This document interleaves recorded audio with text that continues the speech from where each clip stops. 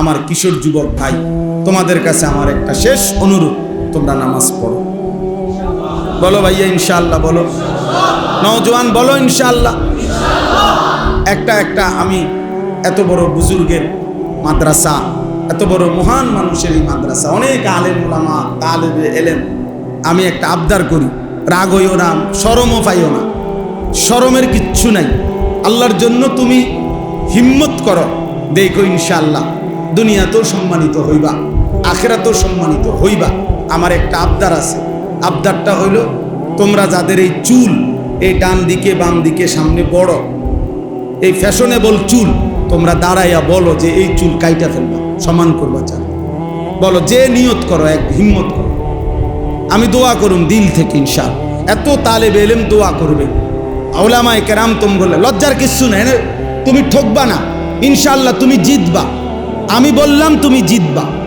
দাঁড়াও, হিম্মত করো না। যাদের চুল না দাঁড়াও, দাঁড়াইতে হবে, দাঁড়াইতে হবে, দাঁড়াও বাবা, মাশাআল্লাহ, শর্মায়ও না, হিম্মত করো, হিম্মত করো, হিম্মত করো যুবক, নিয়ত পাক্কা নিয়ত করে দাঁড়াও, ধোকা দিও না। আমি কোনো তোমার লেগে ভোটে দাঁড়াইছি না, কাজেই আমি তোমার আখিরাতের আশায় বলছি, পাক্কা নিয়ত ইনশাআল্লাহ। নিয়ত ঠিক আছে তো ইনশাআল্লাহ? কি করবা ভাইয়া কও? চুল সোজা করবো, সোজা। বলো কি করবা?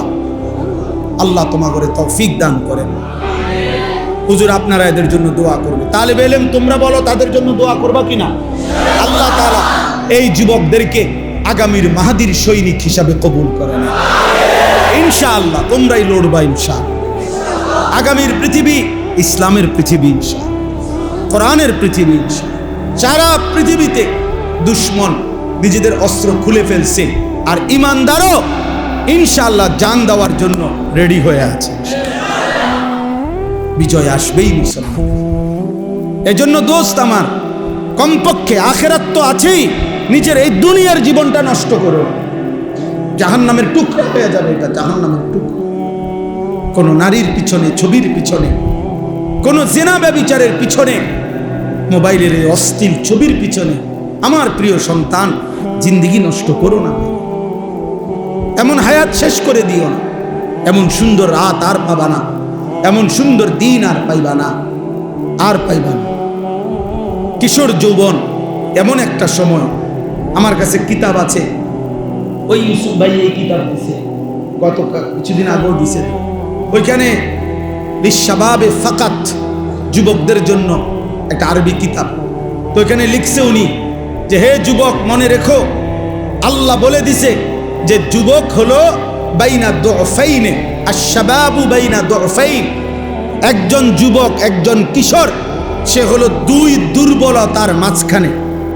অর্থাৎ আল্লাহুল্লাযী খালাকাকুম মিন দুফিন, আল্লাহ বলেন আমি মানুষকে সৃষ্টি করেছি দুর্বল অবস্থায়। যখন সে শিশু তখন সে দুর্বল।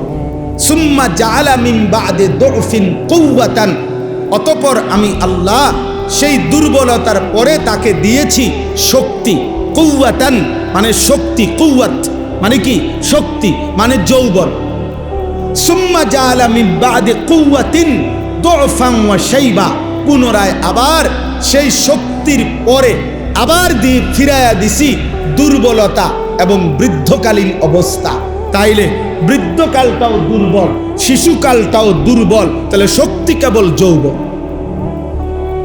এজন্য তিনি বলছে, হে যুবক, তোমার ওই দিকেও পার করে আসছো যেটা, সেটাও দুর্বল। তুমি সামনে যেটার মুখোমুখি হইতেছ, হয় মৃত্যু আর নাই তো বৃদ্ধ, সেটাও দুর্বল। শক্তি কেবল এখন, কাজ করলে এখনই করো, জীবন গড়লে এখনই গড়ো, নিজেকে সাজাইলে এখনই সাজাও, ভালো কিছু করলে এখনই করো, পরে আফসুস করো। একটা যুবক হলেও আমার কথা মনে রাখো, নিজেকে বদলাও, চেঞ্জ করো। এই চুল বদলাও ভাইয়া, এ মুসলমানের চুল না। হাসো না ভাই, হাসো না, হাসা উড়াই দিও না। তোমার ভিতরে যদি রক্ত থাকে, তোমার ভিতরে যদি কালেমা থাকে, তুমি যদি কোনো মুসলমান মার দুধ খায়া থাকো, তাহলে ইহুদি ইসরায়েলের ওই কুত্তারা প্রতিদিন তোমার মাকে হত্যা করে, বোনকে হত্যা করে, তোমার এতিম ভাইকে হত্যা করে, এতিম কুলের বাচ্চাকে যারা বোমা মেরে উড়ায় দেয়, ওই কুত্তারা, ওই বেঈমানদের ডিজাইন হলো এই চুলগুলো। আল্লাহর কসম, খোদার কসম, এগুলো সব ইসরায়েলি মডেল, সরাসরি বেঈমানের মডেল, অন্য কোনো দেশেরও না, সরাসরি ইসরায়েলি। কেন? এটা দাজ্জালের মডেল। আল্লাহর নবী বলছে, এখানে মুসলিম শরীফের হাদিস, নবীজি বলছে দাজ্জালের পরিচয় শাবুন, যুবক, কাতাতুন, চুল হবে এলোমেলো। হাদিস, ইন্নাহু শাবুন কাতাতুন আওয়ারুল আইন। নবীজি বলছে দাজ্জাল হবে যুবক, দাজ্জাল হবে এলোমেলো চুলওয়ালা, দাজ্জাল হবে বাম চোখ টেরা। তাইলে আল্লাহ রসুল বলছে দাজ্জালের চুলের ব্যাপারে, নালে নবী আলাদা বললেন। আর একেবারে ইহুদিদের সমস্ত কিতাবে আছে, ইহুদি যারা এই ইসরায়েলের, এদের ধর্মীয় বিশ্বাস হলো দাজ্জাল খোদা। তারা, আমরা বলি দাজ্জাল, তারা উনাকেই বলে মসিহে মাউউদ, প্রতিশ্রিত যিনি আসবেন সেই মসিহ। ওরা দাজ্জালকে বলে, ওরা মনে করে উনি খোদা। এই জন্য মসজিদে আকসার এখানে উনি আসবে, মানে এই দাজ্জাল, সে এখানে বসবে, এখান থেকে ইহুদিদেরকে সাথে নিয়ে সারা পৃথিবীতে মুসলমানদেরকে হত্যা করে ইহুদি রাজত্ব কায়েম করবে। বিশ্বাস করো প্রিয় ভাই, এটা তাদের ঈমান, এটা তাদের বিশ্বাস, এটা তাদের আকীদা। এই জন্য তারা মসজিদে আকসার সীমানা ছাড়তে দেয় না। এই জন্য তারা এই জায়গাটা এইভাবে মাটি কামড়াইয়া, আজকে কয়দিন যুদ্ধ চলে জানো? ৭৭ বছর। এই ছেলে শুনছো? ৭৭ বছর। 1948 সালে প্রথম এই ইসরায়েলের এই বেঈমানদের সাথে ফিলিস্তিনের মুসলমানের যুদ্ধ শুরু হয়েছে, 48 ইংরেজিতে। আজকে 2025, ৭৭ বছর গুণা। ৭৭ বছরেও তাদেরও ব্যাপক ক্ষয়ক্ষতি হয়েছে। এমনি মিডিয়াতে আসতে দেয় না আর কি, তারা এগুলো প্রচার করে না। তাদেরও ব্যাপক ক্ষয়ক্ষতি হয়েছে, কিন্তু তারা এই জায়গাটা ছাড়ে না। কেন ছাড়ে না? মসজিদে আকসার সীমানাটা ছাড়ে না তারা, গাজার সীমানা ছাড়তে চাচ্ছে না, ইসরায়েলের এই জমিন ছাড়ে না। কেন? কারণ তাদের বিশ্বাস আর কিছুদিন, আর কিছুদিন, আর কিছুদিন দাজ্জাল আসবে, সে বসবে এখানে, তাকে সাথে নিয়ে তারা সারা পৃথিবীতে ইহুদি রাজত্ব কায়েম করবে। এই ইসরায়েলের এক সময়কার প্রধানমন্ত্রী ঘোষণা দিছিল, মুহাম্মদের ওই মদিনা এটা আমাদের জায়গা। জানো মিয়া?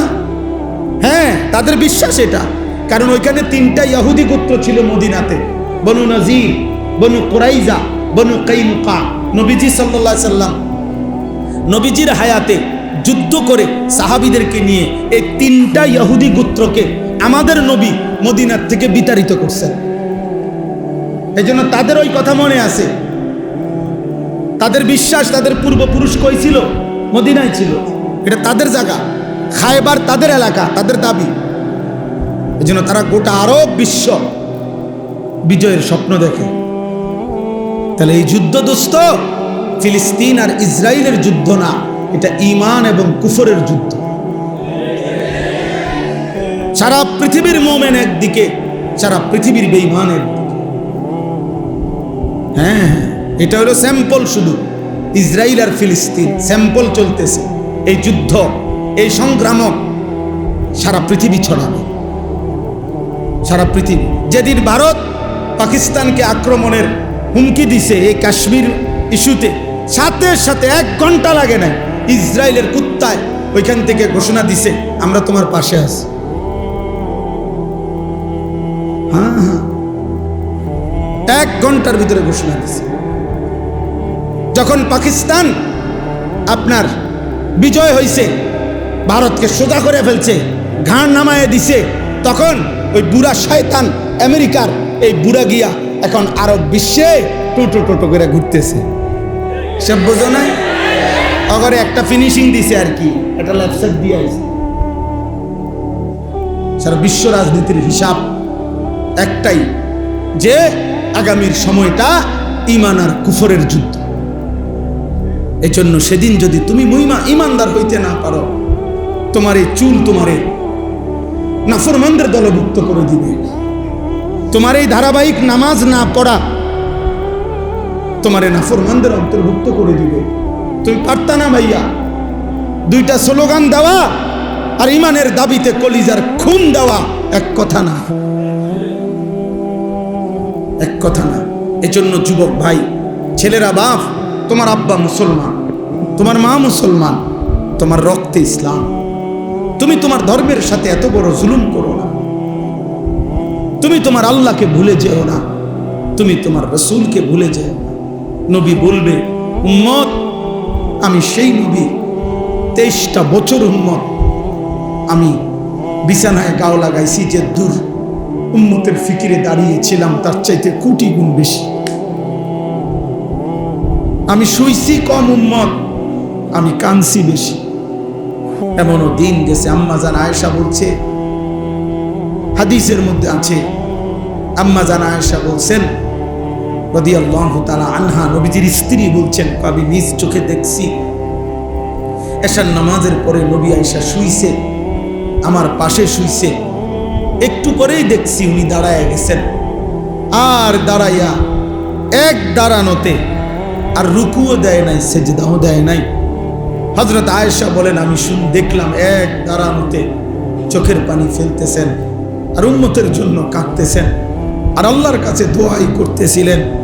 হযরত আয়েশা রাদিয়াল্লাহু তাআলা আনহা বলেন, আমি মনে মনে ভাবলাম যে আজকে আমি ঘুমাবো না, আমি দেখব নবী আমার কতক্ষণ জেগে থাকে।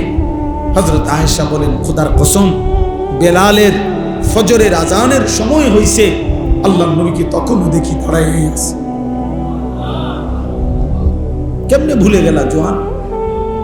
এমন রাসূলকে কি ভোলা যায়? এমন নবীর ভালোবাসা 2টা জিলাপি, এমন নবীর ভালোবাসা 1 প্যাকেট বিরিয়ানি। ইনসাফ এটা? এটা বুঝি কথা হইল? ধাক্কাধাক্কি করে, ঠেলাঠেলি করে, নবীর ভালোবাসায় দলাদলি করে। আরে বেটা, ইনসাফ বলো বেটা। রাসূলুল্লাহ সাল্লাল্লাহু আলাইহি সাল্লামের 23 বছরের এই মেহনতের বিনিময়ে তো হযরত আয়েশা রাদিয়াল্লাহু তাআলা আনহা বলেন যে, জগৎবাসী শুনো, আমি দেখছি সারাটা রাত তিনি উম্মতের জন্য কাঁদছেন। হাত্তা তাওয়াররামাত কাদামাহু, 2টা পাও, কদম 2টা পাও, তাওয়াররামাত মানে হলো ফুলে ফুলে গেছে, 2টা পাও ফুলে ফুলে গেছে। এজন্য তালেবে ইলম, আমরা মাদ্রাসার ছাত্র, আমরা নিয়ত করো যে এই পৃথিবীর কেউ আসুক বা না আসুক, আল্লাহর দ্বীনের জন্য আমরা লড়বো ইনশাআল্লাহ। কলিজার এক ফোঁটা থাকতে আমরা ইনশাআল্লাহ কোরআন বিরোধী, সুন্নাহ বিরোধী, ইসলাম বিরোধী কোন কাজ বাংলাদেশে বাস্তবায়ন হতে দেওয়া হবে না ইনশাআল্লাহ। এজন্য নারী সংস্কার কমিশনের এই অন্যায় দাবি বাংলার জমিনে বাস্তবায়ন হবে না ইনশাআল্লাহ। এদেশের কওমি মাদ্রাসার তালেবে ইলম এখনো বেঁচে আছে, হেফাজতে ইসলাম এখনো আছে। এদেশের লক্ষ লক্ষ উলামায়ে কেরাম কলিজার খুন দেবে প্রয়োজনে, কিন্তু আল্লাহর জমিনে, বাংলার জমিনে কোরআন সুন্নাহ বিরোধী নাস্তিকদের দোষের কোনো আইন বাংলাদেশে বাস্তবায়ন হবে না ইনশাআল্লাহ। বাংলাদেশে উলামা বিদ্বেষী যে কেউই সে নিশ্চিত ইনশাআল্লাহ বেইজ্জতি হবেই হবে, হবেই হবে, হবেই হবে, হবেই হবে ইনশাআল্লাহ। এজন্য কিশোরগঞ্জের এক বেয়াদব নেতা নামের এক বেয়াদব, ফজলুর রহমান নামের এক পাগল, এক মাতাল বাংলাদেশে উলামায়ে কেরামকে বিদ্রুপ করছে। এই বেয়াদব ইনশাআল্লাহ প্রকাশ্য জমিনে বাংলাদেশে বেইজ্জতি হবেই হবে ইনশাআল্লাহ। এই বেইজ্জতি, ওই বেয়াদব বাংলাদেশের উলামায়ে কেরামকে প্রচন্ডভাবে বিদ্রুপ করছে।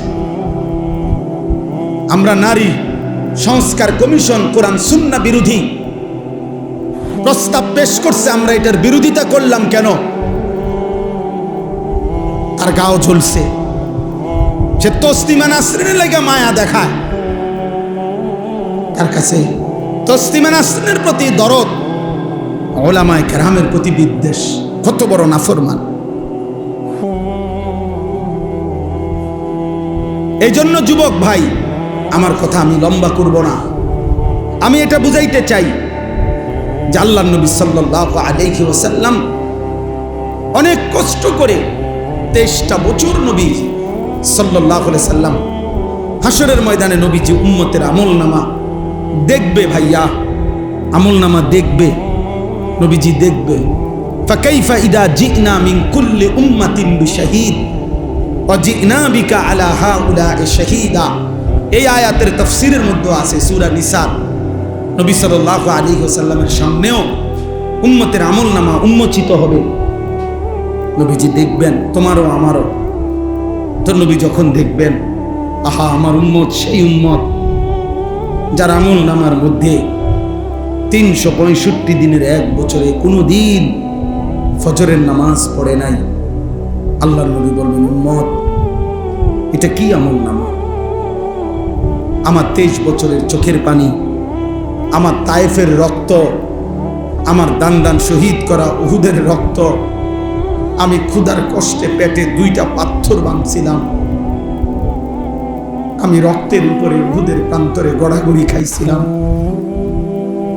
তাইলে আমার এই রক্ত, চোখের পানি, ক্ষুধার কষ্টের বিনিময়ে এই আমলনামা? দিন রাত নারী, ছবি, মদ, জুয়া, জিনা, ব্যভিচার, সুদ, ঘুষ, হারাম উপার্জন, এর জন্য আমার এত কান্না? বলো ভাই, কি জবাব হবে? বাবারা বলেন, কি জবাব দেবেন? 30 বছর যিনি সুদ খাইতেছেন, আপনি কেমনে দাঁড়াইবেন? 30 বছর ধরে, 60 বছর ধরে যিনি বিড়ি সিগারেট খান, আপনি নবীজির সামনে কেমনে দাঁড়াবেন? 60 বছর বয়সেও যারা রঙিন টেলিভিশনে নাচ গান দেখেন, আপনি কেমনে দাঁড়াবেন? কি বলবেন? এই বলেন না, কি বলবেন বলেন? আজকে 20 বছর 25 বছর ধরে যার স্ত্রী বেপর্দা, আপনি স্বামী, মুসলমান স্বামী, কেমনে আল্লাহর সামনে দাঁড়াবেন?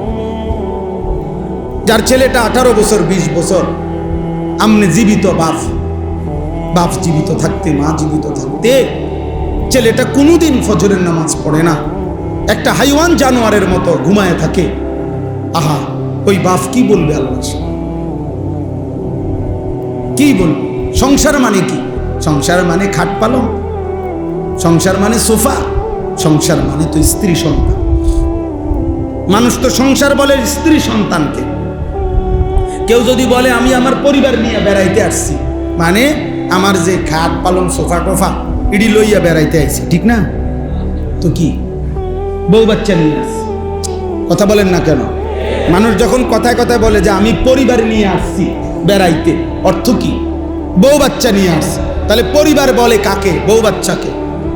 সংসার বলে স্ত্রী সন্তানকে।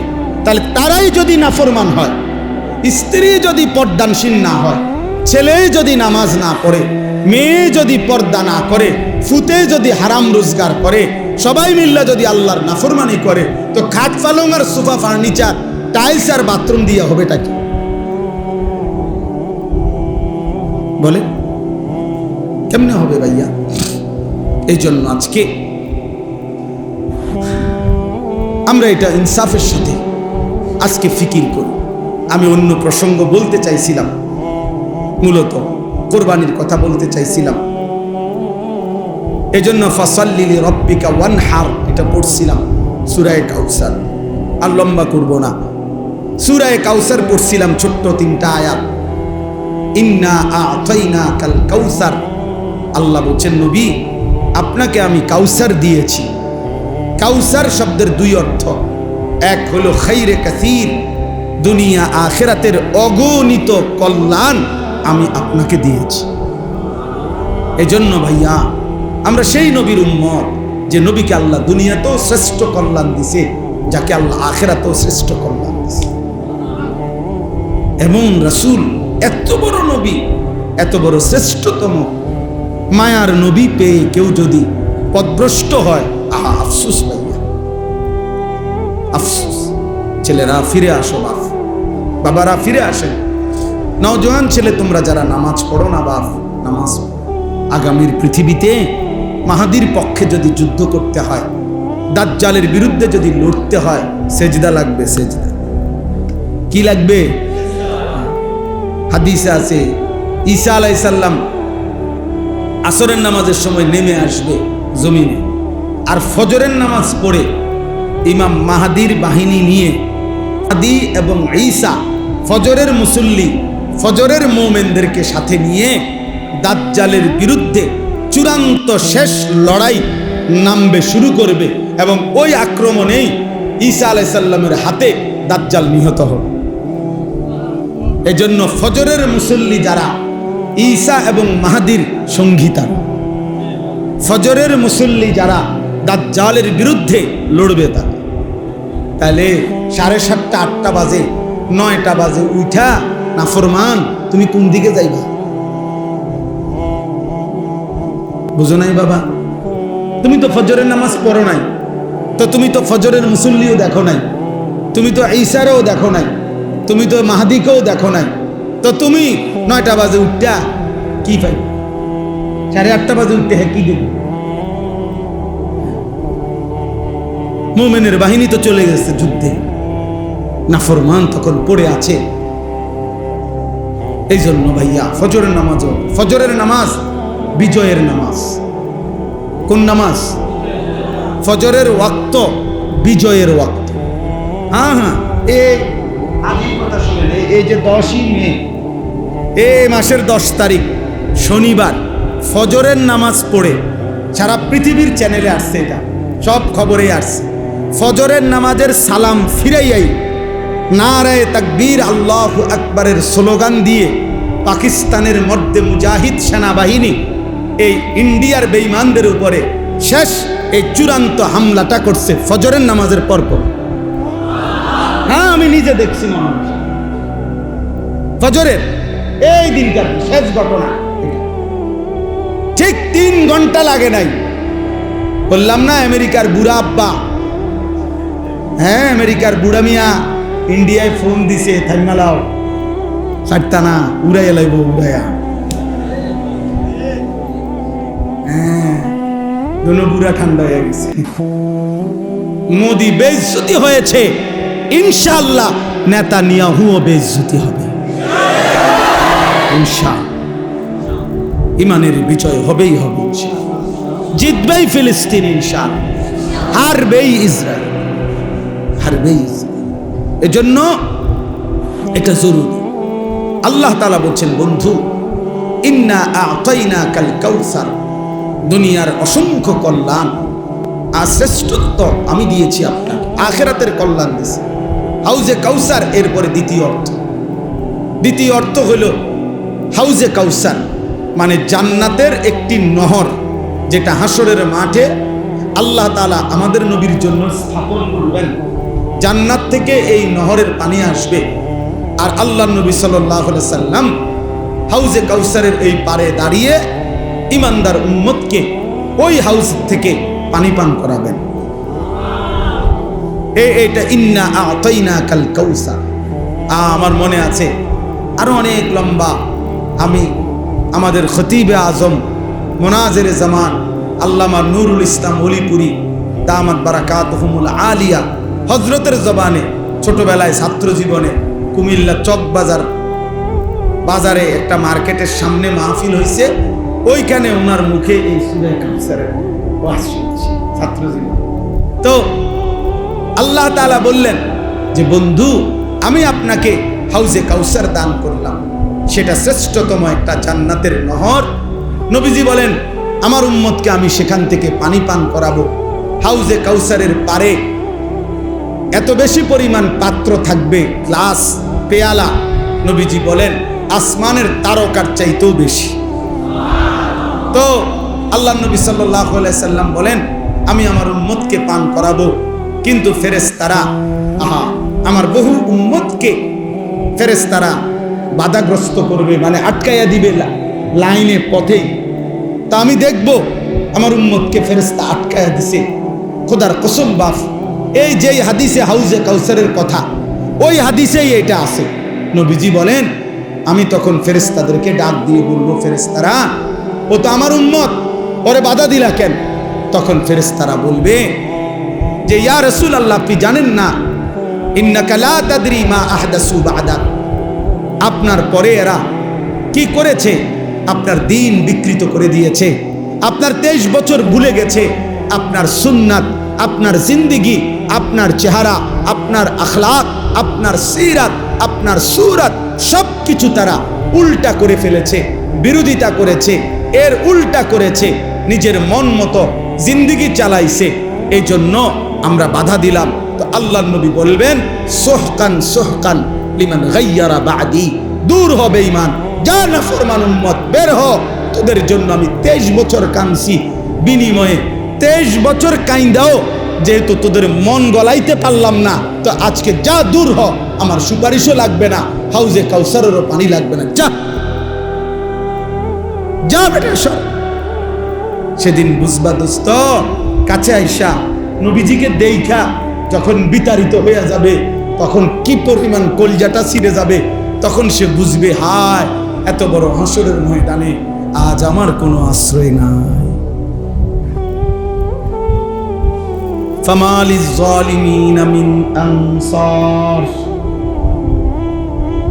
রব্বুল আলামিন বলেন সেদিন জালেম আর কোনো সাহায্যকারী পাবে না। فإذا نفخ في الصور فلا أنساب بينهم يومئذ ولا يتساءلون।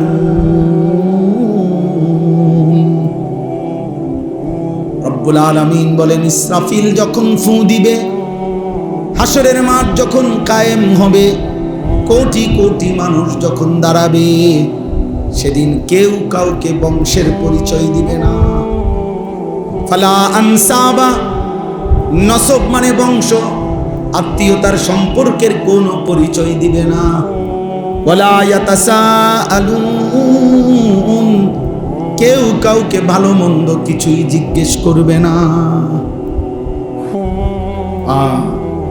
হাদিসের মধ্যে আছে আল্লাহর নবী বলেন ইব্রাহিমের মতো নবী তার সন্তান ইসমাইলকে দেখবে, কিন্তু একবারও ডাকবে না। ইয়াকুব নবীর মতো নবী ইউসুফকে দেখবে, খোদার কসম বন্ধু, ইউসুফ তো সেই ছেলে, 40 বছর ইয়াকুব নবী যেই ছেলের জন্য কাঁদছিল, হ্যাঁ, আবিয়াদ্দাত আইনাহু মিনাল হুজনি, আল্লাহ বলছে ইউসুফের শোকে কাঁদতে কাঁদতে ইয়াকুব নবীর চক্ষুটা সাদা হয়ে অন্ধ হয়ে গেছে। সেই ইয়াকুব নবীও ইউসুফকে দেখে একবারের জন্য ডাকবে না।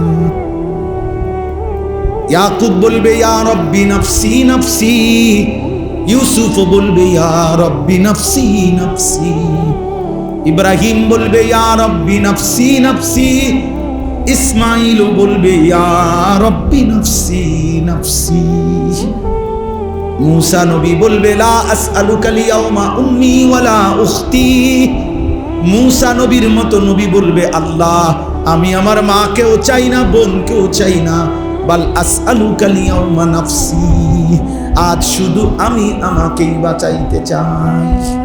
তুমি কে, আমি কে? হ্যাঁ, আল্লাহ আমাদেরকে বুঝ দান করেন। ফাসাল্লি লিরাব্বিকা ওয়ানহার, আল্লাহ তাআলা বলেন অতএব বন্ধু হাউজে কাউসারের মতো নিয়ামত দিলাম, দুনিয়া আখিরাতের কল্যাণ দিলাম, অতএব যাকে আমি আল্লাহ তাআলা বড় কোনো নিয়ামত দেই তার উচিত দুইটা কাজ করা, এক আমি রবের জন্য নামাজ পড়া, দুই আমার জন্য কুরবানি করা। এজন্য যাকে আল্লাহ নিয়ামত দেয় তার উচিত আল্লাহকে সেজদা করা, যাকে আল্লাহ নিয়ামত দেয় তার উচিত আল্লাহর পথে সম্পদের কুরবানি করা। ইন্না শানিআকা হুয়াল আবতার, নবীজি শেষ ছেলেটা যখন মারা গেছে, মক্কার কিছু কাফের বলছিল মুহাম্মদ নির্বংশ, মুহাম্মদের আর নাম নিশানা থাকবে না পৃথিবীতে। আল্লাহ বলেন বন্ধু আমি ওয়াদা দিলাম আপনার বিদ্রুপকারী যারা, আপনার বিরোধিতাকারী যারা, তারাই নির্বংশ, তাদেরই নাম নিশানা থাকবে না, আপনার নামও থাকবে, আপনার দিনও থাকবে, আপনার ফিকিরও থাকবে, আপনার মেহনতও, আপনার বংশধরও কিয়ামত পর্যন্তই থেকে যাবে। এই জন্য আজকে আর আবু জেহেল, আবু লাহাব, উতবা, সাইবা আস ইবনে ওয়াইল, এসব বেঈমানদের নাম কোনো কুত্তাও নেয় না। এগুলার নাম নেই, বংশ নাই, ঠিকানা নাই, কিচ্ছু নেই, বায়োডাটা নাই, আব্বার নাম চাচার নাম কিচ্ছু নেই, কিচ্ছু নেই, বেলে নেই। কিন্তু রাসূলুল্লাহ সাল্লাল্লাহু আলাইহি সাল্লামের খানদান হযরতে হাসানের বংশধর, হযরতে হুসাইনের বংশধর ছিল, আছে, থাকবে ইনশাআল্লাহ। এজন্য চলো ভাই, মুমিনের নামই পৃথিবীতে থাকবে, নাফরমানের নাম থাকবে। আল্লাহ তাআলা আমাদেরকে বুঝ দান করেন। তাহলে কি বললাম? বললাম দুই কথা। এক নম্বর কথা হলো আমাদের প্রত্যেকের ইসলাম সংশোধন দরকার কিনা। দুই নাম্বার হলো যে আল্লাহ তাআলা আমাদেরকে অগণিত নিয়ামত দিয়েছেন, এই শরীর, স্বাস্থ্য, সুস্থতা, চোখ, নাক, কান, হাত, পাও, আসমান, জমিন, চন্দ্র, সূর্য, আমার জিন্দেগির যা কিছু সব আল্লাহর দেওয়া নিয়ামত। অতএব এই নিয়ামতের শুকর হিসাবে উচিত আল্লাহকে সেজদা করা। কাকে সেজদা করা? ফাসাল্লি লিরাব্বিক, আল্লাহকে সেজদা করা, নামাজ পড়া এবং কোরবানি সহ, মানে আল্লাহর পথে নিজের সম্পদ ব্যয় করা। এই জন্য আজকে এই শেষবারের মতো আমার কিশোর যুবক ভাই, তোমাদের কাছে আমার একটা শেষ অনুরোধ, তোমরা নামাজ পড়ো। বলো ভাইয়া ইনশাআল্লাহ, বলো নওজোয়ান, বলো ইনশাআল্লাহ।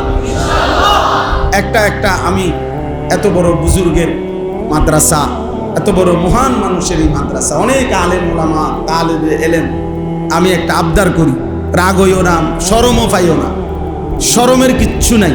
আল্লাহর জন্য তুমি হিম্মত করো, দেখো ইনশাআল্লাহ দুনিয়াতেও সম্মানিত হইবা, আখিরাতেও সম্মানিত হইবা।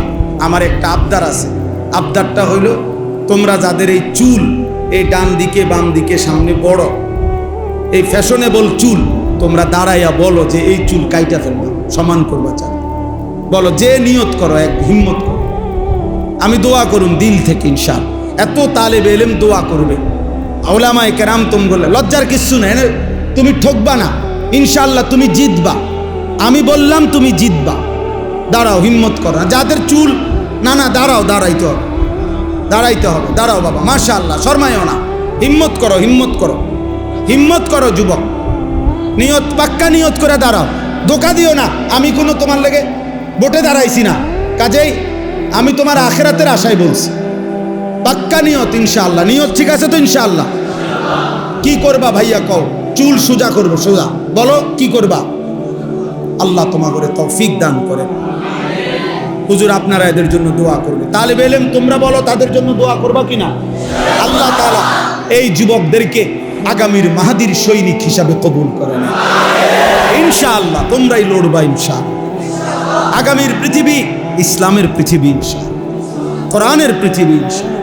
সারা পৃথিবীতে দুশ্মন নিজেদের অস্ত্র খুলে ফেলছে, আর ইমানদারও ইনশাআল্লাহ জান দেওয়ার জন্য রেডি হয়ে আছে। বিজয় আসবেই মুসলমান। আল্লাহর কথা বলার জন্য, শুনবার জন্য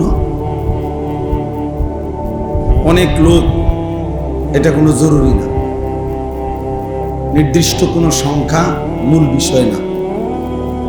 কোরআনুল কারীমের মধ্যে আছে কালিলাম মা তাশকুরুন।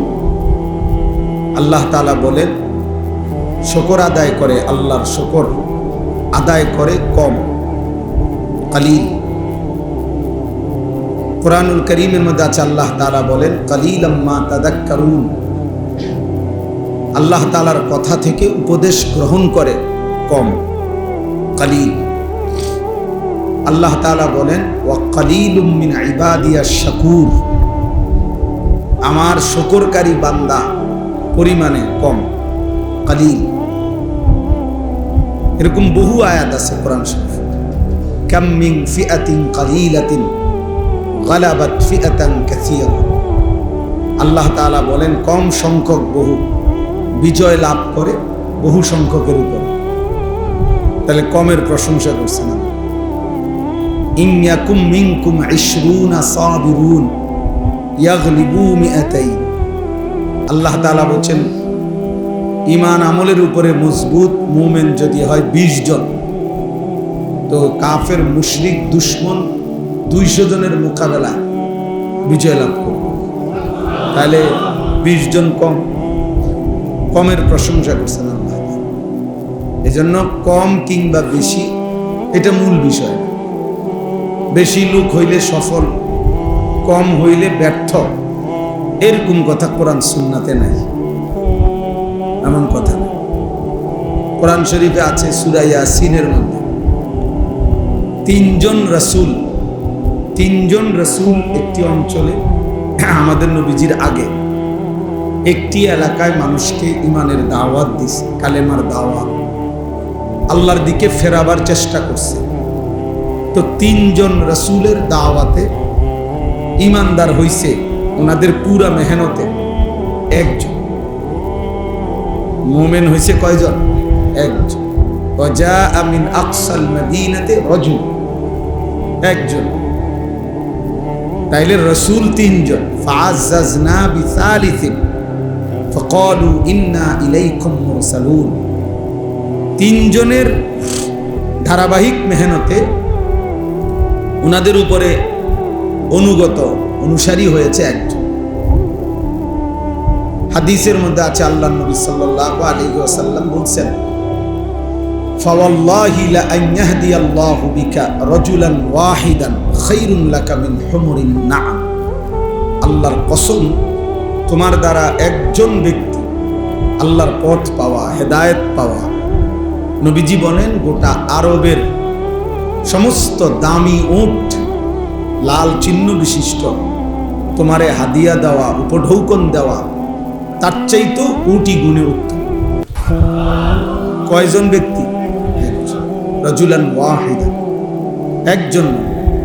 এজন্য এক মানুষের ফিকিরেও আল্লাহর কথা বলা দরকার। একজনের ফিকির, একজনই বদলাবে। আমি একজনের জন্যই 30 বছর মেহনত করব, একজনের জন্যই 10 বছর মেহনত করব। হাদিসের মধ্যে আছে আল্লাহর নবী সাল্লাল্লাহু আলাইহি সাল্লাম বলেন, হাসরের ময়দানে এমন নবীও দাঁড়াবে যেই নবীর সাথে তার ঈমানদার উম্মত হবে 3 জন। এমন নবীও দাঁড়াবে যার সাথে ঈমানদার উম্মত হবে 2 জন, ইসনান। এমন নবীও দাঁড়াবে যার সাথে তার ঈমানদার উম্মত মাআহু ওয়াহিদ, একজন। এমন নবীও দাঁড়াবে হাসরের ময়দানে যার সাথে তার ঈমানদার উম্মত একজন, লাইসা মাআহু আহাদ, কেউ নেই ওনার সাথে, কেউ ঈমান আনে নাই। তাহলে ওনারা ব্যর্থ, কথা বলেন। তাহলে এখানে সংখ্যা বিষয় না, এতে কোনো নির্বাচনী জনসভা না, এটা আল্লাহর কথা বলা, আখিরাতের ফিকির করা, জিন্দেগি সুন্দর করার চেষ্টা করা। এখানে জনপ্রিয়তা কোনো বিষয় না। সবাই চিনলে সফল, সবাই না চিনলে ব্যর্থ, এ কথা কোরআন সুন্নাতে নেই। বুঝেন নাই? এটা জরুরি, সবাই চিনতে হবে, জরুরি না। আমারে মনে করেন 50,000 লোক চিনে, তো আমার কবরের আযাব মাফ তো আল্লাহ বলে কি, তো লাভ হলো কি? আমারে 50 লাখ লোক চিনে, তো আমার কবরের আযাব মাফ। এই জন্য এটা জরুরি। আবার মনে করেন আমারে একারে 50 লাখ লোক চিনে, তো এতে আপনার লাভ কি? আমারে না চিনে, বুঝেন? নিজের ভাবনা ভাবা উচিত। গত কয়েকদিন আগে এক লোক আমার এই কথাটা বলছে যে, হুজুর, আমি আপনার এই এক কথা আমার দিলে লাগছে যে সবাই আপনারে চিনলে, আপনারে না চিনছে, আমার লাভ। আমারও তো বক্তব্য এটা, তোমার লাভ কি বেটা? আমারে মনে করেন সারা বাংলাদেশ চিনে, তো তোমার লাভ কি? এতে তো তোমার কোনো ফায়দা নেই। এই জন্য দোস্ত, নওজোয়ান ভাই, তোমাদের কাছে এটা বুঝতে শেখো, এটা বুঝতে শেখো। আমাদের এই ইসলাহি মজলিস মূল ফিকির হলো আত্ম উপলব্ধি, ইসলাহে নফস, নিজের সংশোধন, আমার ঈমান, আমার আমল, আমার আখিরাত, আমার আখলাক, এটা ফিকির করা, এটা খুব ভাবা দরকার। কোরআনুল কারীমের মধ্যে আছে, ইয়া আইয়ুহাল্লাযীনা আমানু আলাইকুম আনফুসাকুম। আল্লাহ তাআলা বলেন, হে ঈমানদারগণ, আলাইকুম আনফুসাকুম, তোমরা প্রত্যেকেই নিজেকে আঁকড়িয়ে ধরো। আলজিমু, নিজেকে আঁকড়িয়ে ধরো, নিজেকে গড়ে তোলো। আল্লাহ বলেন লা ইয়াদুররুকুম মান দাল্লা ইযা হাদাইতুম, যদি তোমরা তোমাদের নিজেদেরকে হেদায়েতের উপরে তুলতে পারো, এবার গোটা পৃথিবী মিলে কেউ তোমাকে পথভ্রষ্ট করতে পারবে না। আমার কলিজার ভিতরে যখন আল্লাহর ভয় ঢুকবে, আমি যখন বুঝবো যে এটা হারাম, এবার গোটা পৃথিবী ল্যাংটা হইয়া নাসো, আমি তাকাবো না। গোটা পৃথিবী হারামের মধ্যে ডুবে থাকুক, আমি থাকবো। মনে করেন আমরা 5 ভাই 3 বোন, তাহলে আমরা 8 জন ভাই বোন কুমিল্লা শহরে একবার মেইন টাউনে আমরা বড় হয়েছি। আমার আব্বা কুমিল্লা শহরের প্রাণ কেন্দ্রে একটা মসজিদে ইমামতি করতেন, প্রাইমারি স্কুলে মাস্টারি করতেন। 43 বছর বাবা এক মসজিদে ইমাম ছিল। তো একবারে শহরের প্রাণ কেন্দ্র। এখন আমাদের ঘরের 4 দিকে সব বাসাতেই টেলিভিশন চলতো, নাচ গান চলতো। তো এর মাঝখান দিয়ে আমাদের একটা ঘর, সেই ঘরেই তো আমরা 40 বছর ছিলাম। যে আমার আব্বা মাও ছিল, আমরাও ছিলাম, বড় হলাম সব ভাই বোন। আমাদের ঘরে তো 40 বছরে কোনো দিন টেলিভিশন চালাইতে হয় নাই। আমাদের জিন্দিগি চলছে না, আমার বাবার জিন্দিগি চলছে না। তো বাবার সিদ্ধান্ত নিছে যে এই হারাম করা যাবে না। তো এবার গোটা মহল্লাবাসী সবাই ফুল সাউন্ড দিয়েও যদি ব্যাকসেট চালায় তো আমার সমস্যা। আমি তো জানি এটা হারাম। সবাই ঠ্যাঙ্গাল গিরিয়ে নাচতে কি, কাপড় খুললে নাচতে কি। আমি যখন জানি যে এটা হারাম, না জায়েজ, এটা করা যাবে না, এটা যদি আমার দিলে বসে, এবার গোটা পৃথিবী উলঙ্গ হলো, এটা জরুরি। এই জন্য দোস্ত আল্লাহ তাআলা বলছেন, তালেব এলেন তোমরাও ভাই মনে কষ্ট নিও না। মূলত প্রয়োজনে আরেকদিন আসবো তুমি করে আরো বেশি বলার জন্য আলাদা। কিন্তু যেহেতু ইসলাহি মজলিসে অনেক এলাকার মানুষ আসছে, আমি চাইছিলাম যে ওনারা আলাদা বসুক। আমাদের কওমি মাদ্রাসার তালেব এলেমের জিন্দিগিটাই তরবিয়ত ওয়ালা। আলহামদুলিল্লাহ, আমরা মাদ্রাসার নিজামগুলো এভাবে সাজাই যে আমাদের বাচ্চা ইচ্ছা করলেও দাঁড়াইয়া ফেসা করতে পারে, আমাদের বাচ্চারা ইচ্ছা করলেও দস্তরখান ছাড়া খানা খাইতে পারে, আমাদের বাচ্চারা ইচ্ছা করলেও মেসওয়াক ছাড়া উজু করতে পারে। তাহলে আলহামদুলিল্লাহ, দিবারাত্রি মাদ্রাসার নিয়মটাই সুন্নতে ভরা, তরবিয়তেই ভরা। এই জন্য আলহামদুলিল্লাহ ইসলাহের ফিকির তালেব এলেমদের জন্য উস্তাদরাই সম্মিলিতভাবে সর্বদাই করে থাকে। এই জন্য আওয়াম সাধারণ মানুষ যারা আছে তাদের ইসলাহের ফিকির খুব দরকার। তাদেরকে মাঝে মাঝে এরকম বসানোর দ্বারা, এই 2-4 কথা শুনবার দ্বারা, বলার দ্বারা আস্তে আস্তে দিল তৈরি হবে। এক কথাতে কেউ বদলায়া যাবে না, কিন্তু অব্যাহত বলতে থাকলে তো নিয়ম হলো, যদি কোনো পাথরের উপরেও যদি ধারাবাহিক বৃষ্টির পানির ফোঁটা পড়তে থাকে, একদিন দেখা যায় ওই পাথরটার মধ্যে ছিদ্র হয়ে গেছে, একটু ডাইবা গেছে। তাহলে যদি পাথর নরম হয়ে যায়, ছিদ্র হয়ে যায় ধারাবাহিক পানি পড়ার কারণে, তো ধারাবাহিক আল্লাহর কথা শুনতে শুনতে বলতে বলতে একদিন পাথর দিল মানুষও জিন্দিগি বদলায় যায়, বদলাইয়ে যায়। এই জন্য মূল ফয়সালা তো আল্লাহর হাতে। তো বলতেছিলাম নওজোয়ান ভাই বাবারা সবার কাছে আল্লাহ তাআলা বলছেন আলাইকুম আনফুসাকুম, নিজেকে ধরো, নিজেকে গড়ো। তাহলে তুমি যদি হেদায়েতের উপরে উঠো, তো এবার গোটা পৃথিবীর কেউ আর তোমাকে পথভ্রষ্ট করতে পারবে না। ইয়া আইয়ুহাল্লাযীনা আমানু কু আনফুসাকুম ওয়া আহলিকুম নার। আল্লাহ তাআলা বলেন, হে ঈমানদারগণ, তোমরা প্রত্যেকেই নিজেকে জাহান্নামের আগুন থেকে বাঁচাও, অতঃপর নিজের পরিবারের সদস্যদেরকে জাহান্নামের আগুন থেকে বাঁচাও।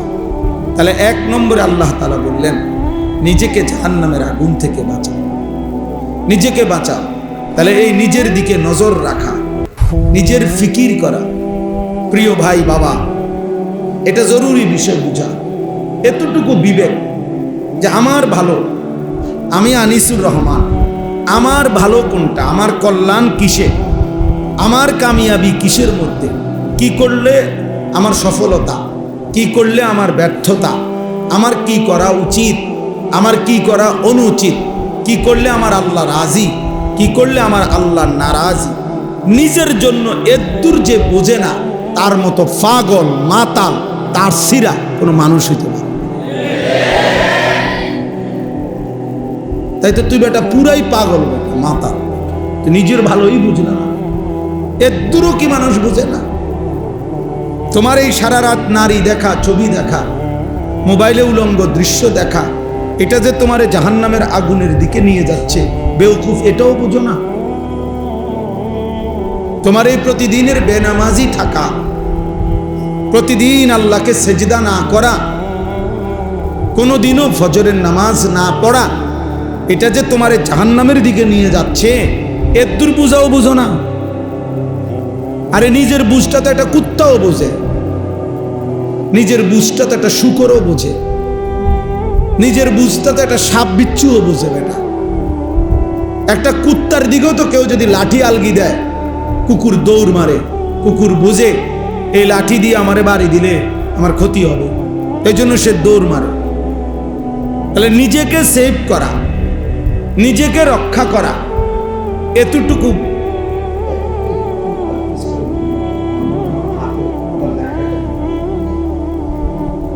জি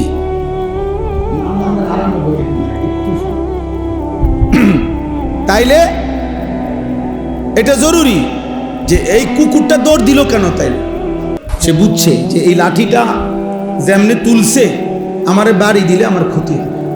তাহলে নিজের বুঝ তো বেটা, একটা কুত্তাও বুঝে। তুমি যুবক এটাও বুঝলা না? 365 দিনে 16 বছর 18 বছর বয়সে কোনদিন ফজরের নামাজ খোদার এক বেটা, ছেলে অপদার্থ বেটা, নিষেধ করলাম না বেটা, মোবাইল আলগি দিতা না, ফালতু কোথাকার বেটা।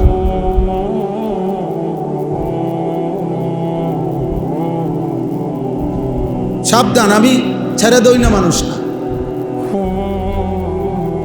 আমি বললাম না বিয়ে দরকার হলে আর কোনোদিন বলবো না, কিন্তু একদিন বলছি, একবার বলছি, একবার বুঝ করেই বল।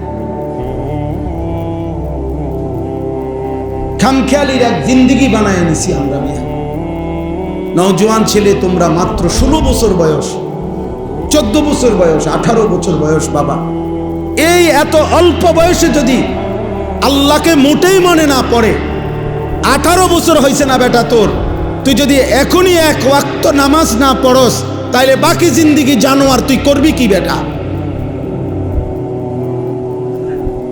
আরে বেটা হাইওয়ান, তুই বাকিটা হায়াত করবি কি বেটা? মাত্র 16 বছরে এত অল্প বয়সে আল্লাহরে এভাবে ভুলে গেলি বেটা, এত কম বয়সে, মাত্র 18 বছর বয়সে এত নারী দেখে ফেললা, এত কম সময়ে এত উলঙ্গ ছবি দেখে ফেললা। হায় হায় জানোয়ার, বাকি জিন্দিগি চালবে কেমনে? হ্যাঁ, যদি বলো জানোয়ার বললেন কেন, জানোয়ার বলতো না কি জুনায়েদ বাগদাদিনী কইতো? সেজদাবিহীন হাইওয়ানকে কি বলতো? কথা বলেন না কেন? মনের ইচ্ছা মতো যে চলে, মনের চাহিদা মতো যে চলে, তাকে কোরআন কি বলছে? তাকে কোরআন বলছে জানোয়ার, আমি বলবো না কেন? আর আইতা মানিত্তাখাযা ইলাহাহু হাওয়াহু আফা আনতা তাকুনু আলাইহি ওয়াকিলা আম তাহসাবু আন্না আকসারাহুম ইয়াসমাউনা আও ইয়াকিলুন ইনহুম ইল্লা কাল আনআম। আল্লাহ বলছে মনের চাহিদা মতো যে চলে বন্ধু, আমি আল্লাহ বলে দিলাম তার পরিচয় আর কিছুই নয়। ইন নাফিয়া ইল্লা ইস্তেসনা, নফি ইস্তেসনা হসর বুঝায়, সীমাবদ্ধ, অর্থাৎ তার পরিচয় আর কিছুই নয়, আর কিছুই নয়, শুধুই আনআম, শুধুই চতুষ্পদ জন্তু, শুধুই জানোয়ার, শুধুই জানোয়ার, শুধুই জানোয়ার। তাহলে তুমি কার সিদ্ধান্তে চুল এমনে রাখলা? তোমার খেয়াল। তুমি কার সিদ্ধান্তে এক ওয়াক্ত নামাজ পড়ো না? তোমার মনের ইচ্ছা। তুমি কার সিদ্ধান্তে নারী দেখো, ছবি দেখো, উলঙ্গ দৃশ্য দেখো? তোমার মন চাইছে। তো এটারই তো কই জানোয়ার। আল্লাহ তাআলা তো এরই জানোয়ার বলছে, যে তার মনের ইচ্ছা মতো চলে, যার মনের ইচ্ছা তার খোদা। বলো যুবক, বলো বাপ, তোমার কোনো সৃষ্টিকর্তা আছে? থাকলে তিনি তোমাকে কিছু করতে বলে নাই? কোরআনুল কারীমের মধ্যে আরো সাংঘাতিক কথা আছে। সূরা আরাফের মধ্যে আছে, ওয়াত্তাবা হাওয়াহু ফামাসালুহু কামাসালিল কালব। আমি প্রতিদিন এই আয়াত নাকি মাওলানা ডেইলি একবার হলো বলি। আল্লাহ কোরআনে বলছি, ওয়াত্তাবা হাওয়াহু, সে তার মনের চাহিদার অনুসরণ করেছে। আল্লাহ বলেন অতএব ফামাসালুহু, তার উদাহরণ কামাসালিল কালব, কুত্তার মতো। বুঝছো বাবা? মনের ইচ্ছা মতো যে চলে, খোদার কসম আল্লাহ তার উদাহরণ দিচ্ছেন কি? কামাসালিল। তা বলেন অর্থ কি? বলেন কালবুন অর্থ কি? কুত্তা বেটা। কোনো ভিন্ন অর্থ নাই। এমন না যে আরো দুইটা অর্থ আছে, এটা বালাটা কইলাম, এমন তো ভিন্ন অর্থও নাই। কালবুনের অর্থ আরেকটা অর্থ আছে না? নাই তো। কালবুনের অর্থ তো সিংহ না, কুকুর। আল্লাহ বলেন ফামাসালুহু, এক বেঈমানের উদাহরণ দিতে গিয়ে আল্লাহ বলছে যে সে তার মনের চাহিদার অনুসরণ করেছে। ওয়ালাকিন্নাহু আখলাদা ইলাল আরদ, সে এই জমিনকে স্থায়ী মনে করে নিয়েছে, যে পৃথিবী, এই রং তামাশা, এই ফুর্তি, এটাই তার স্থায়ী। ওয়াত্তাবা হাওয়াহু, মনের চাহিদা মতো অনুসরণ করেছে। আল্লাহ বলেন তার উদাহরণ, তার দৃষ্টান্ত কামাসালিল কালব, কুত্তার মতো। ইন তাহমিল আলাইহি ইয়ালহাস আও তাতরুকহু ইয়ালহাস, কুকুরের স্বভাব। সে যদি তারে দৌড়ানি দেয় তাইলেও হাঁফায়, সে যদি দাঁড়াইয়া থাকে স্থির তাইলেও হাঁফায়, জিহ্বা লম্বা করে এমন করে। এটা কুত্তার স্বভাব। এই জন্য নাফরমান পেলেও অতৃপ্ত, না পেলেও। হাজার কোটি টাকার মালিক, তবুও তার তৃপ্তি হয় না। আবার কিচ্ছু নাই, তারও তৃপ্তি নেই। এই জন্য আমার বাপ, এটা ইসলাহি মজলিস, আমাদের প্রিয়, আমাদের শ্রদ্ধেয়। আমি আজকেও মৌলানা সাইফুল্লাহ ভাইয়ের কাছে বলতেছিলাম যে বাস্তবিক অর্থেই একেবারে কোনো রকমের লৌকিকতা ছাড়া এ কথাই সত্য। ছোটবেলা থেকেই আমরা ছাত্র জীবনে যে মানুষটার ওয়াজ শুনতাম, আমরা কুমিল্লা টমসম ব্রিজে নিচে বৈশা কুমিল্লায় বয়ান শুনতাম, কত সময় কতখানে এরকম মাটিতে বৈশা শ্রোতাদের সাথে ছোটবেলা থেকেই যার বয়ান শুনতাম, যিনি কোরআনুল কারীম তিলাওয়াত করলে পুরা মজমা একসাথে আল্লাহু আকবারের ধ্বনি দিয়ে উঠত। আহা, সেই মানুষ এখানে শুয়ে আছে, সেই মানুষ এখানে শুয়ে আছে। ছোটবেলায় আমরা যাদেরকে অনুসরণ করতাম, ভাবতাম তাকায় তাকায়া যে হা এমন স্টেজ, কোনদিন যদি আমরা দুইটা লাইন বলতে পারতাম,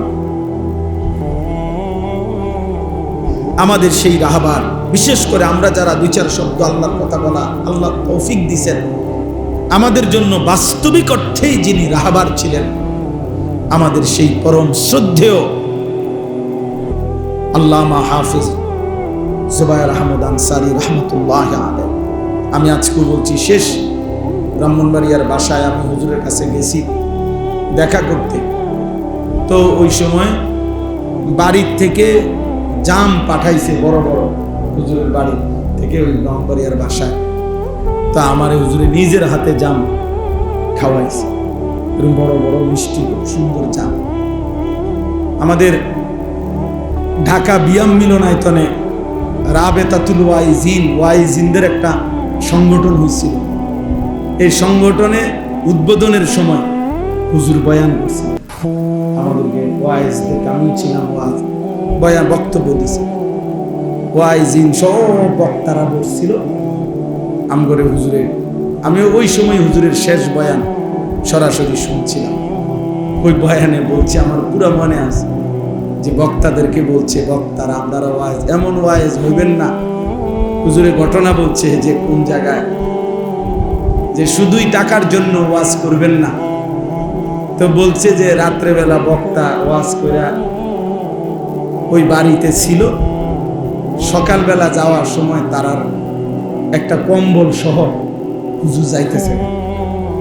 তো তারা জিজ্ঞাসা করছে যে হুজুর আপনি যে আমার কম্বল নেন গা, আপনার গোহা দিয়ে বন্যা চাইছি, পোষায় না, এই জন্য বুঝছি, চিন্তা করছি কম্বলটাও সাথে নেই, দুটোটা মিলাইয়া যদি কিছু। আমি নিজে শুনছি ওইখানে এমন বক্তা হয়ে না যে মানুষের কম্বল সুদ্ধা নেয় গা। আল্লাহ তাআলা তার খবরকে নূরে নূরে ভরপুর করে দেন। উদাহরণ দিতেন, অবাক সুন্দর করে বুঝাইতেন, বুঝানোর এক অসাধারণ যোগ্যতা, দক্ষতা আল্লাহ তাআলা ওনাকে দিয়েছিলেন। আলহামদুলিল্লাহ, আলহামদুলিল্লাহ। আল্লাহ তাআলা তার সন্তানদেরকে, তার এই মাদ্রাসাকে, স্বপ্নের এই প্রতিষ্ঠানকে কবুল করে নেন। তো প্রিয় ভাই, আমি দিল থেকে বলছি যে বাৎসরিক মাহফিল হোক, এবছর বাৎসরিক মাহফিলের দাওয়াতের জন্য আমারে বলছিল ওনারা, কিন্তু আমার বাৎসরিক মাহফিল যেদিন, ওই দিন আমার চট্টগ্রাম হাটহাজারীতে মাহফিল। বাংলাদেশের সবচেয়ে বড় একটা মাহফিল হয় চট্টগ্রামে, 3 দিন ব্যাপী আলামিন সংস্থার মাহফিল। ওই মাহফিল ওখানে আমারও দাওয়াত আছে। তো এই কারণে আমি বলছি আমি থাকতে পারব না। আমি এমনিতে একটা ইসলাহি মজলিস করেন, আমি একদিন আপনাদের এখানে যাব। পরে আমি এই ডেটটা নিজের থেকে দিছিলাম। তো আমার আজকেও কথা, আলহামদুলিল্লাহ, মুরব্বী ওলামায়ে কেরাম, মাদ্রাসার আসাতেজায়ে কেরাম সবাই আছেন। ইনশাআল্লাহ আমি দিল থেকে বলি যে এখানে যেন 3 মাসে হোক, 2 মাসে হোক, ত্রৈমাসিক হোক, একটা ইসলাহি মসজিদ, বছরে 4টা হোক, প্রয়োজনে 3টা ইসলাহি মসজিদ হইল, একটা বাৎসরিক মাহফিল হইল। এইভাবে যেন ধারাবাহিকভাবে আমাদের হুজুরের আপনার স্মরণেই যেন এখানে যিনি সারা জীবন আল্লাহর কথা বলছেন, তার এই মাদ্রাসা মসজিদ থেকে যেন নিয়মিত আল্লাহর কথা, দ্বীনি বয়ানাত, এখান থেকে যেন ইসলাহি মজলিসটা ধারাবাহিক হয়। আমি ইনশাআল্লাহ, আমি নিজেও সুযোগ দেওয়ার চেষ্টা, আমার আল্লাহ তৌফিক দিলে আমিও চেষ্টা করব। আরও ওলামায়ে কেরামও আসবে ইনশাআল্লাহ। নওজোয়ান ভাই, তোমরা সবাই মিলে খোঁজ খবর নিবা এবং আন্তরিকভাবে সহযোগিতা করবা যেন এইখানে একটা ধারাবাহিক ইসলাহি মজলিস চালু হয়। ঠিক আছে ইনশাআল্লাহ? সবাই রাজি ইনশাআল্লাহ? আল্লাহ তাআলা আমাদের সবাইকে তৌফিক দান করেন। তাইলে আমি অনেক শক্ত কথা বলে ফেললাম, শুরুতে ধমক দিলাম। ধমক দেওয়ার মাকসাদ হলো ঠান্ডা করা। এখন মাশাআল্লাহ গরম লাগলো, তোমরা সব ঠান্ডা হয়ে গেছো। আল্লাহ তাআলা সবাইকে কবুল করেন। প্রিয় ভাই, তুমি আসছো দেখে তোমারে শক্ত কথা বলছি, কিন্তু তোমারে আল্লাহ এতটুকু তো যে আল্লাহর কথা শুনবার সুযোগ হয়েছে, আল্লাহর কথা তো কানে পড়ছে, তা আল্লাহ তৌফিক দিলে একদিন বদলায়ও যাবে ইনশাআল্লাহ।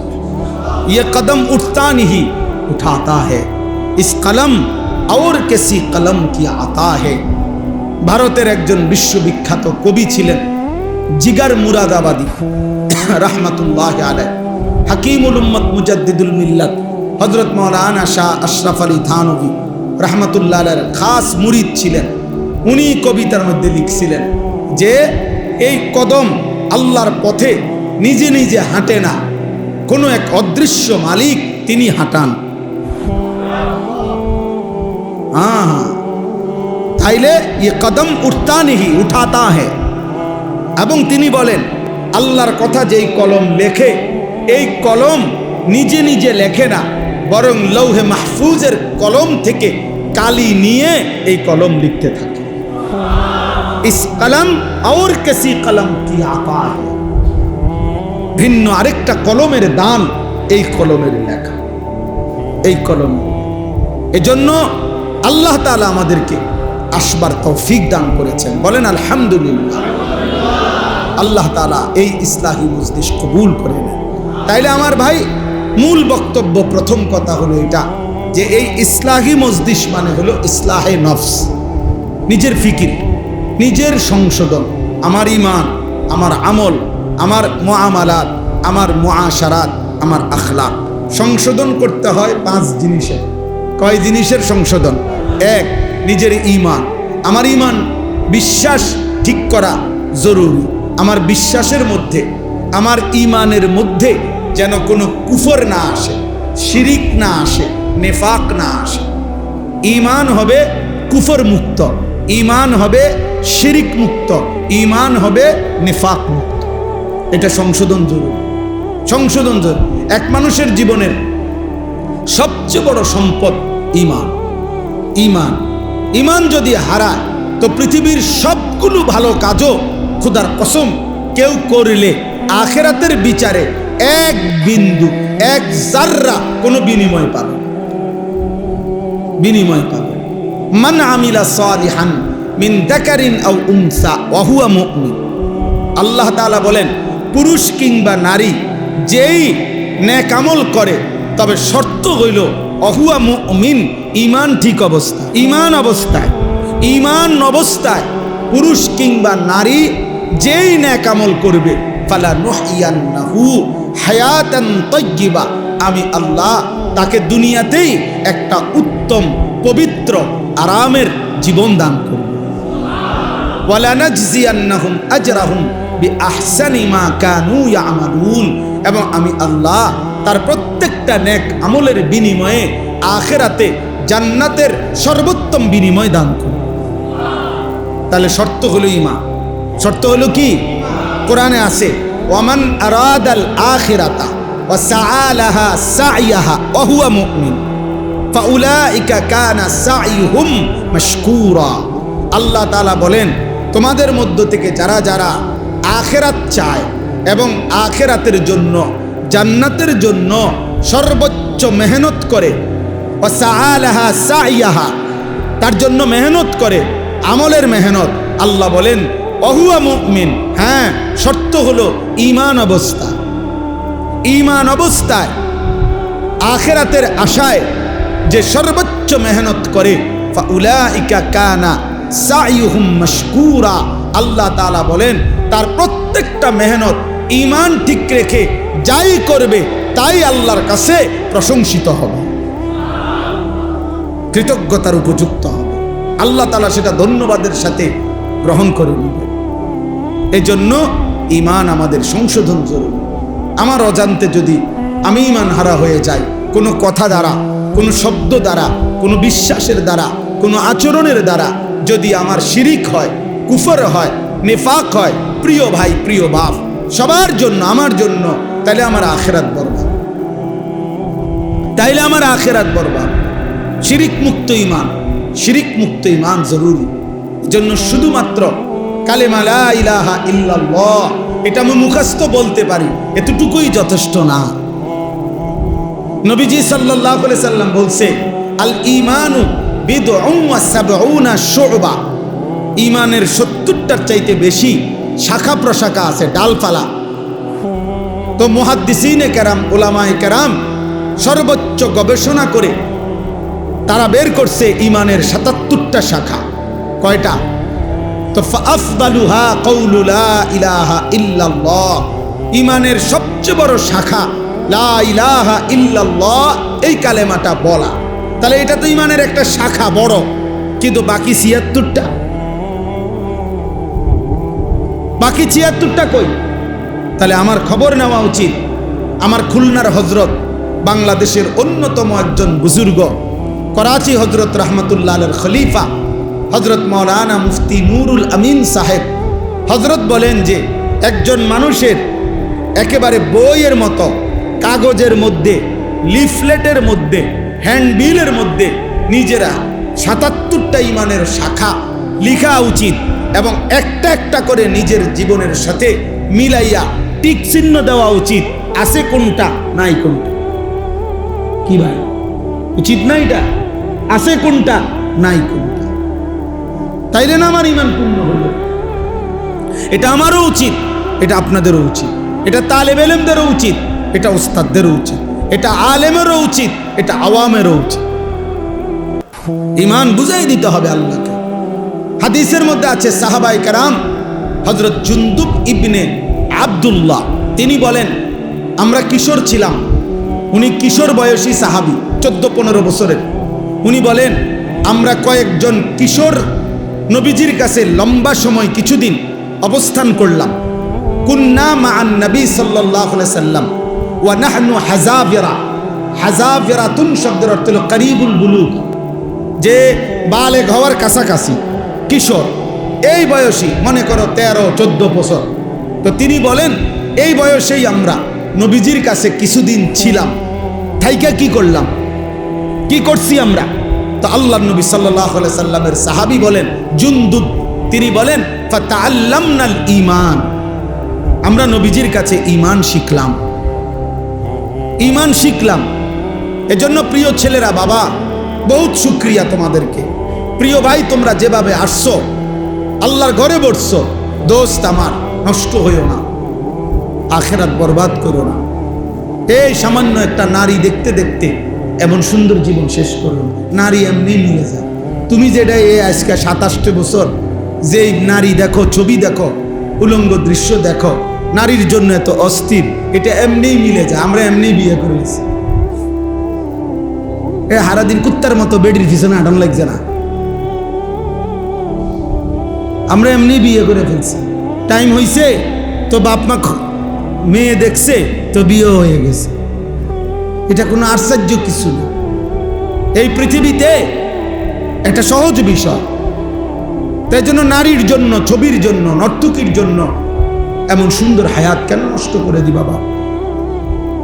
কেমনে নষ্ট করে দিবা ভাইয়া?